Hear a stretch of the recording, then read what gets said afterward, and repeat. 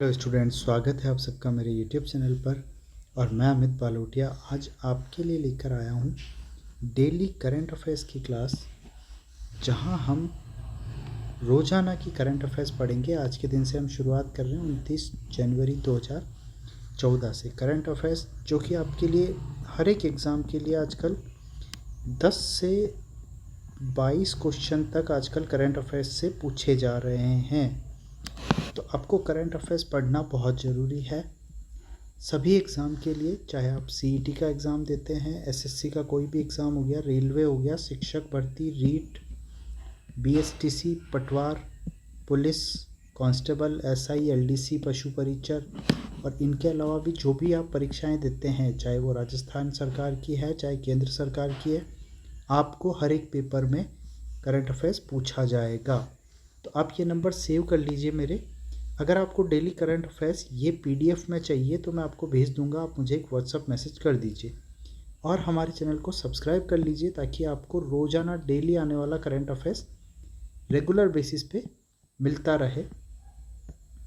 और offline batches जो है वो शुरू हो चुके हैं, आप ज्वाइन कर सकते हैं जो भी वैकेंसीज आ रही केंद्र की या राजस्थान सरकार की। अब देखिए, हम शुरू करते हैं आज के दिन 29 जनवरी के इतिहास से। मतलब 1528 में आज ही के दिन 29 जनवरी को क्या हुआ था? मुगल साम्राज्य वंश के संस्थापक बाबर ने मेवाड़ के राजा महाराणा सांगा को हराकर चंदेरी के किले पर कब्जा कर लिया था।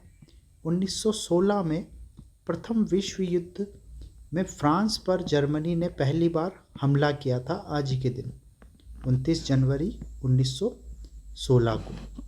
और 1999 में भारत की सबसे पहली और 2 इंजन वाली जंबो ट्रेन तमिलनाडु एक्सप्रेस को नई दिल्ली से हरी झंडी दिखाकर मद्रास के लिए रवाना किया गया था। और 1992 में भारत ने होना चाहिए, भारत ने आसियान का क्षेत्रीय सहयोगी, भारत जो है आसियान का क्षेत्रीय सहयोगी बना। आसियान जो है दक्षिण पूर्वी देशों का एक संगठन है G20 के जैसा। इसका जो हेड ऑफिस है जकार्ता, इंडोनेशिया में है, आपको ये ध्यान रखना है। और इसका सदस्य क्षेत्रीय सहयोगी भारत कब बना? 1992 में आज ही के दिन। आगे बात आती है 29 जनवरी से संबंधित करंट अफेयर्स की। तो इलेक्ट्रॉनिक टोल ग्रहण प्रणाली की दक्षता को बढ़ाने और टोल प्लाजा पर निर्बाध आवाजाही की सुविधा प्रदान करने के लिए एक वाहन एक फास्टैग की पहल की गई। मतलब एक वाहन के लिए एक फास्टैग ही रहेगा, एक फास्टैग से आप ज़्यादा वाहन नहीं ले जा सकते और ज़्यादा फास्टैग एक वाहन के लिए आप नहीं यूज़ कर सकते। एक वाहन के लिए एक फास्टैग। जैसे कि मान लो घर में आपके 4 कारें हैं तो आपके 4 मेंबर के नाम पे 4 अलग अलग फास्टैग आपको बनाने होंगे, या आपकी कंपनी की जो गाड़ियाँ चलती है वो भी आपको अलग अलग फास्टैग्स पे चलानी होगी।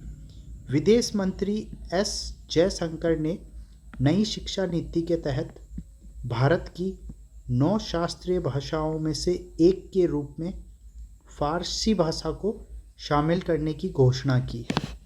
यह पहल भारतीय शैक्षिक ढांचे के तहत फारसी की समृद्ध विरासत की अधिक समझ और सराहना को बढ़ावा देने के लिए प्रतिबद्धता को दर्शाती है। भारत की राष्ट्रीय शिक्षा नीति 2020 के अनुसार 6 शास्त्रीय भाषाओं के अलावा पाली, फारसी और प्राकृत भाषाओं की समृद्धि और भावी पीढ़ी के संवर्धन के लिए उन्हें संरक्षित किया जाना चाहिए। तो एक फारसी भाषा को भी शामिल कर लिया गया है। क्वेश्चन बन सकता है आपके करंट अफेयर्स में, आपको ये ध्यान रखना है ना। और बाकी जो है इन 3 को ऐड किया गया है, प्राकृत, पाली और फारसी। भारतीय रिजर्व बैंक ने फिनटेक क्षेत्र में स्वनियामक संगठनों की स्थापना और मान्यता के लिए एक मसौदा ढांचे का अनावरण किया है। मसौदा नियमों का उद्देश्य उद्योग के भीतर नवाचार को बढ़ावा देना और उपभोक्ता संरक्षण और जोखिम रोकथाम के लिए नियामक प्राथमिकताओं को सुनिश्चित करना है। सदस्यता स्वैच्छिक होनी चाहिए और इसमें व्यापक उद्योग प्रतिनिधित्व सुनिश्चित करने के लिए फिनटेक शामिल होना चाहिए। भारतीय जीवन बीमा निगम के शेयर में कारोबार में 2% से अधिक की वृद्धि हुई है। इससे इस सरकारी बीमा कंपनी का मार्केट कैप 5.8 लाख करोड़ रुपए के स्तर को पार कर गया है। कंपनी के शेयर 52 सप्ताह के उच्चतम स्तर 919 रुपये प्रति शेयर के भाव से छू गए हैं। तो LIC का जो शेयर है, कहने का मतलब ये है, 52 सप्ताह का मतलब होता है कि एक साल के सबसे उच्चतम स्तर 919.45 रुपये को छू गया है। LIC ने मार्केट कैप के मामले में स्टेट बैंक ऑफ इंडिया को पीछे छोड़ दिया है। मतलब सरकारी कंपनियों में ये जो है सबसे बड़ी कंपनी बन गई है आज की तारीख में। EPFO ने एक सर्कुलर जारी करके ये साफ कर दिया है कि अब भारतीय विशिष्ट पहचान प्राधिकरण के एक निर्देश के बाद आधार कार्ड को जन्मतिथि प्रमाण पत्र के रूप में मान्य नहीं किया जाएगा। कर्मचारी भविष्य निधि संगठन ने जन्मतिथि के प्रमाण पत्र के आधार को स्वीकार्य दस्तावेजों की सूची से हटा दिया है। तो अगर आपको डेट ऑफ बर्थ के लिए कोई डॉक्यूमेंट लगाना है तो उसे आप 10th क्लास की मार्कशीट को आप लगाइए। इससे पहले भी भारतीय विशिष्ट पहचान प्राधिकरण ने कहा था कि EPFO जैसे कई संगठन जन्मतिथि की पुष्टि के लिए आधार को एक वैध दस्तावेज मानते रहे हैं, लेकिन भारतीय विशिष्ट पहचान प्राधिकरण ने यह स्पष्ट कर दिया है कि आधार कार्ड एक विशिष्ट पहचान प्रमाण पत्र के रूप में कार्य करता है केवल। आगे है annual state of education report 2023 beyond basics नामक एक रिपोर्ट जारी हुई है, जिसमें नागरिक समाज संगठन प्रथम फाउंडेशन ने जारी किया है इस रिपोर्ट को। इसमें 14 से 18 वर्ष की आयु के ग्रामीण छात्रों के बीच एक सर्वेक्षण किया गया है, जिसमें 26 राज्यों के 28 जिलों में आयोजित घरेलू सर्वेक्षण में 34,745 छात्रों की मूलभूत पढ़ने और अंकगणित क्षमताओं का आकलन किया गया है कि वो पढ़ लिख सकते हैं और अंकगणितीय व्यवहार उनका कैसा है। भारत के उपराष्ट्रपति जगदीप धनखड़ शांति के लिए एशियाई बौद्ध सम्मेलन 12वीं महासभा का उद्घाटन किया। इस वर्ष इसका आयोजन नई दिल्ली में किया गया। इस वर्ष सभा में मंगोलिया, रूस, Nepal, Bangladesh, Sri Lanka, Japan, Cambodia, Laos, दक्षिण कोरिया, वियतनाम और मलेशिया जैसे सदस्य देशों ने प्रतिभागी के रूप में शामिल हुए। ये सारे देश ग्लोबल फायर पावर 2024 की सैन्य ताकत रैंकिंग जारी की गई। इसमें 145 देशों का उनकी वैश्विक सैन्य शक्ति के आधार पर मूल्यांकन किया गया। रैंकिंग के अनुसार संयुक्त राज्य अमेरिका की सेना को सबसे शक्तिशाली बताया गया। इसके बाद रूस और उसके बाद चाइना का स्थान है। वहीं भारत ने चौथी सबसे मजबूत सेना के रूप में अपनी उपस्थिति दर्ज कराई है और बरकरार रखी है। पहले भी चौथी रैंक थी हमारी, अभी भी चौथी रैंक है सैन्य ताकत की रैंकिंग में। हमसे ऊपर केवल अमेरिका, रूस और चाइना है। बाद में इंडियन एयरफोर्स और इंडियन आर्मी जो है उसका नंबर आता है। तो ये चीज़ अच्छी बात है, गर्व की बात है, एग्ज़ाम में पूछा जा सकता है। उभरते उद्यमियों के लिए स्टार्टअप पारिस्थितिकी तंत्र विकसित करने के मामले में गुजरात, केरल और कर्नाटका सबसे बेहतर प्रदर्शन करने वाले राज्य बनकर उभरे हैं। उद्योग व आंतरिक व्यापार संवर्धन विभाग राज्यों, केंद्र शासित प्रदेशों की रैंकिंग में ये बात सामने आई है कि केरल, तमिलनाडु और हिमाचल प्रदेश को भी सर्वश्रेष्ठ प्रदर्शन करने वाले राज्यों की श्रेणी में रखा गया है। महाराष्ट्र, ओडिशा, पंजाब, राजस्थान, तेलंगाना, अरुणाचल प्रदेश और मेघालय को शीर्ष प्रदर्शन करने वाले के रूप में वर्गीकृत किया गया है। तो ये सब तो आज की तारीख की जो इम्पोर्टेंट बातें थी वो थी। अब हम कुछ क्वेश्चंस पे चलते हैं। राष्ट्रीय और अंतर्राष्ट्रीय करंट अफेयर्स के बारे में बात करेंगे। तो राष्ट्रीय और अंतर्राष्ट्रीय करंट अफेयर्स में पहला क्वेश्चन जो आता है वो है, भारतीय समाचार पत्र दिवस हर साल कब मनाया जाता है? तो भारत में समाचार पत्रों की शुरुआत का सम्मान करने के लिए निर्धारित एक दिन को भारतीय समाचार पत्र दिवस के रूप में मनाया जाता रहा है। इस दिन का उद्देश्य भारतीय समाचार पत्रों के बारे में जागरूकता को बढ़ाना है। 29 जनवरी 1780 को पहला भारतीय समाचार पत्र प्रकाशित किया गया था। तो कब मनाया जाता? 29 जनवरी, आज ही के दिन। ये है, इन्होंने सबसे पहला समाचार पत्र प्रकाशित किया। उसके बाद बात आती है, इनको तो सभी जानते होंगे, टीवी पे आपने देखा होगा, है ना। तो जेलेंस्की राष्ट्रपति यूक्रेन के, है ना। यूक्रेन पर वैश्विक शांति शिखर सम्मेलन की मेजबानी कौन सा देश करेगा? तो इसमें आ जाता है यूक्रेन पर एक वैश्विक शांति शिखर सम्मेलन का आयोजन स्विट्जरलैंड में किया जाएगा। कहाँ किया जाएगा? स्विट्जरलैंड में। यूक्रेन के राष्ट्रपति वोलोडिमिर जेलेंस्की के अनुसार एक स्विट्जरलैंड अनुरोध पर स्विट्जरलैंड इस सम्मेलन की मेजबानी के लिए तैयार हुआ है। गौरतलब है कि रूस ने 24 फरवरी 2022 को यूक्रेन में अपनी सेना भेजी थी। तब से दोनों देशों के बीच में संघर्ष जारी है। तो कब सेना भेजी थी? 24 फरवरी 2022 से अब तक युद्ध चल रहा है। आगे बात आती है असम राज्य के सर्वोच्च सम्मान असम वैभव। तो देखिए, ये भी आपको ध्यान रखना है कि असम राज्य का जो सर्वोच्च सम्मान है उसे क्या बोला जाता है? असम वैभव। से किसे सम्मानित किया जाएगा? तो असम के मुख्यमंत्री जो रंजन गोगोई जो है उन्हें सम्मानित किया जाएगा। असम के मुख्यमंत्री हिमंत बिस्वा शर्मा ने हाल ही में घोषणा की है कि पूर्व चीफ जस्टिस जो है, इन्होंने मुख्यमंत्री ने कहा है कि रंजन गोगोई जो है इनको हम असम वैभव पुरस्कार से सम्मानित करेंगे। और असम वैभव राज्य का सर्वोच्च नागरिक सम्मान पुरस्कार है। सीजीआई रंजन गोगोई की अध्यक्षता वाली 5 जजों की बेंच ने साल 2019 में क्यों कर रहे हैं? क्योंकि इन्होंने अयोध्या राम मंदिर पर अहम निर्णय लिया था। कौन है ये?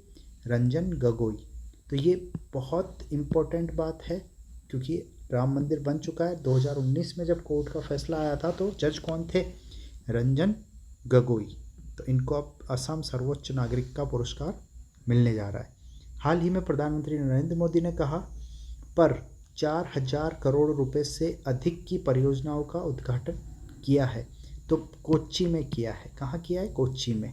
कोच्चि और केरल में 3 महत्वपूर्ण बुनियादी ढांचा परियोजनाओं का उद्घाटन किया है जो भारत के बंदरगाहों, शिपिंग और जलमार्ग क्षेत्रों को बदलने की दिशा में एक महत्वपूर्ण प्रगति का संकेत है।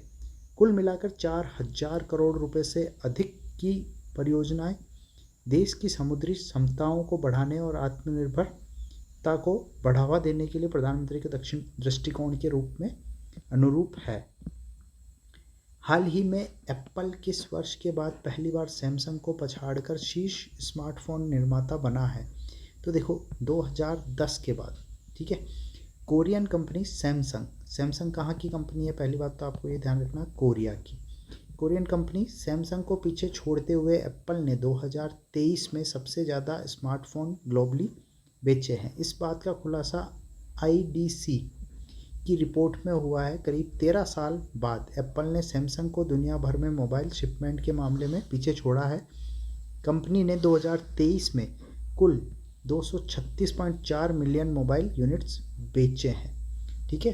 तो ये 2010 के बाद में अभी हुआ है वापस से ऐसा कि सैमसंग से ज़्यादा एप्पल ने मोबाइल्स बेच दिए। उसके बाद हम बात करते हैं हाल ही में शांति के लिए एशियाई बौद्ध सम्मेलन का 12वीं महासभा का आयोजन किया जा रहा है। कहाँ हो रहा है ये? नई दिल्ली में। फिर से एशियाई बौद्ध सम्मेलन 12वीं महासभा कहाँ हो रही है ये? दिल्ली में होगी। और शांति के लिए एशियाई बौद्ध सम्मेलन 12वीं महासभा का उद्घाटन नई दिल्ली में किया गया है। उपराष्ट्रपति जगदीप धनखड़ ने कहा कि बुद्ध का शाश्वत ज्ञान, उनके 4 आर्य सत्य और अष्टांगिक मार्ग लोगों को आंतरिक शांति, करुणा और अहिंसा की ओर ले जाते हैं। बौद्ध धर्म का जन्म भारत में हुआ और इसने एशिया में कई देशों को एक साथ बांधने की महत्वपूर्ण भूमिका निभाई है। हाल ही में दोहरी श्रृंखला में आईसीसी द्वारा नियुक्त पहली महिला तटस्थ अंपायर कौन सी बनी? तो पहली महिला अंपायर बनी सू रेडफंड। ठीक है, सू रेडफंड। ऑस्ट्रेलिया और दक्षिण अफ्रीका के बीच जो मुकाबला हुआ आईसीसी महिला चैंपियनशिप T20 मुकाबले में नामित होने के बाद द्विपक्षीय श्रृंखला में खड़े होने के लिए अंतर्राष्ट्रीय क्रिकेट परिषद द्वारा नियुक्त पहली महिला तटस्थ अंपायर बन जाएगी। अयोध्या के राम मंदिर को समर्पित स्मारक डाक टिकटों की एक सीरीज किसने लॉन्च की? तो ऑब्वियस सी बात है, नरेंद्र मोदी ने। प्रधानमंत्री नरेंद्र मोदी ने अयोध्या में राम मंदिर को समर्पित एक स्मारक डाक टिकटों की एक सीरीज और दुनिया भर के टिकटों वाली एक पुस्तक जारी की है। 6 अलग अलग डिज़ाइन के साथ टिकट श्री राम जन्मभूमि मंदिर के सार को दर्शाते हैं। अयोध्या में राम मंदिर के प्राण प्रतिष्ठा का कार्यक्रम पीएम मोदी के हाथों से संपन्न हुआ है। ये देखिए, ये टिकट है जो मोदी जी के हाथ में है, आप देख सकते हैं। महाराष्ट्र सरकार ने राज्य के पहले ग्रीन अमोनिया प्लांट के लिए किसके साथ समझौता किया है? ये कौन सा है? ग्रीन अमोनिया प्लांट है। महाराष्ट्र सरकार ने किसके साथ समझौता किया है? तो आइनॉक्स एयर प्रोडक्शन। महाराष्ट्र सरकार ने 5 लाख MTPA की क्षमता के साथ राज्य के पहले ग्रीन अमोनिया प्लांट के लिए आइनॉक्स एयर प्रोडक्शन के साथ एक समझौता किया है। इस प्रोडक्ट पर कुल $3 मिलियन अमेरिकी डॉलर को खर्च किया जाएगा। इस प्लांट में ग्रीन लिक्विड अमोनिया का उत्पादन किया जाएगा, जो कि यूरिया खाद वगैरह के रूप में काम में लिया जाएगा। जो भी है, बहुत सारी जगह पर काम आता है अमोनिया। साल 2023 के दिसंबर महीने के लिए player of the month award किसने जीता? तो देखो, आईसीसी ने 2023 के दिसंबर महीने में player of the month award की घोषणा करी। सर्वश्रेष्ठ पुरुष क्रिकेटर का अवार्ड ऑस्ट्रेलिया के कप्तान पैट कमिंस ने जीता। वहीं सर्वश्रेष्ठ महिला क्रिकेटर का अवार्ड भारत की दीप्ति शर्मा को मिला। आईसीसी हर महीने इंटरनेशनल क्रिकेट में सर्वश्रेष्ठ प्रदर्शन करने वाले खिलाड़ियों को player of the month award से सम्मानित करता है। तो किसको मिला? PAT Cummins. पैट कमिंस कौन है? ऑस्ट्रेलिया के कप्तान है, उन्हें मिला। तो अगर वीडियो पसंद आई है तो हमें सब्सक्राइब कीजिए और वीडियो को लाइक कीजिए, अपने दोस्तों के साथ शेयर करना ना भूलें। Thank you so much.